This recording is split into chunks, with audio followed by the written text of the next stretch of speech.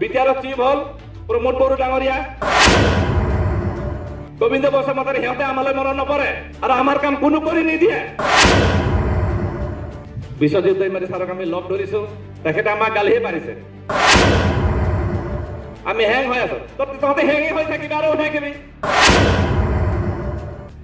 সময় এনেই অনৰ্থক অতিবাহিত কৰি লাভ নাই মই আগতে কৈছো আজিও কাম যে ৰাইজে আমি ঘোঁৰামাৰীটো আলোচনা কৰিছো সিদ্ধান্ত লৈছো তাৰপিছত আমি ৰঙিয়াটো যিটো ইউবিপিৰ যে কনফাৰেন্স আছিলে তাতে আমি গৈছো চিফ মিনিষ্টাৰ আহিব বুলি তাৰপিছত আমি স্পিকাৰ সন্মানীয় আমাৰ বিশ্বজিৎ দৈমাৰী ছাৰক আমি লগ ধৰিছো তেখেতে আমাক গালিহে পাৰিছে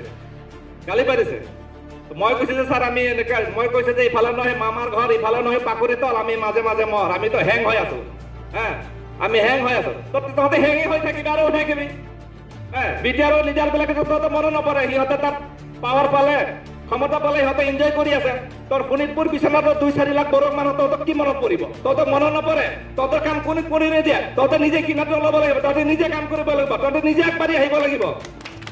বিশ্বজিৎ ছাৰে আমাক স্পষ্টকৈ কৈছে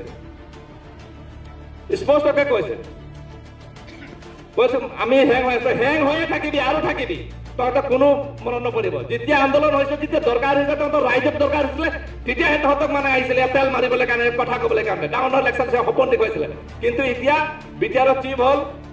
প্ৰমোদ বড়ো ডাঙৰীয়া গোবিন্দ বসুমতাৰী সিহঁতে আমালৈ মনত নপৰে আৰু আমাৰ কাম কোনো কৰি নিদিয়ে সিহঁতৰ মুখলৈ চাই থাকিলে আমাৰ নহব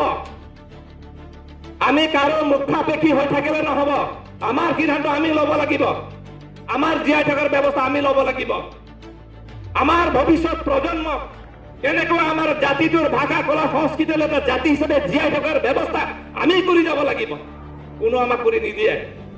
গতিকে ৰাইজে স্পষ্ট হ'ব লাগে ৰাইজে স্পষ্ট সিদ্ধান্ত ল'ব লাগে আৰু ইয়াত কাল ক্ষেপণ কৰি সময় নষ্ট কৰি লাভ নাই যিটো চৰকাৰে ব্যৱস্থা দিছে আমাৰ সেইটো পকী ঘৰত থকাৰ আমাৰ কাজিয়া নাই কেঁচা ঘৰটোকে ধুনীয়াকে সজাই মেলি আমি ইয়াতে থকাৰ ব্যৱস্থা আৰম্ভ কৰিব লাগিব ধন্যবাদ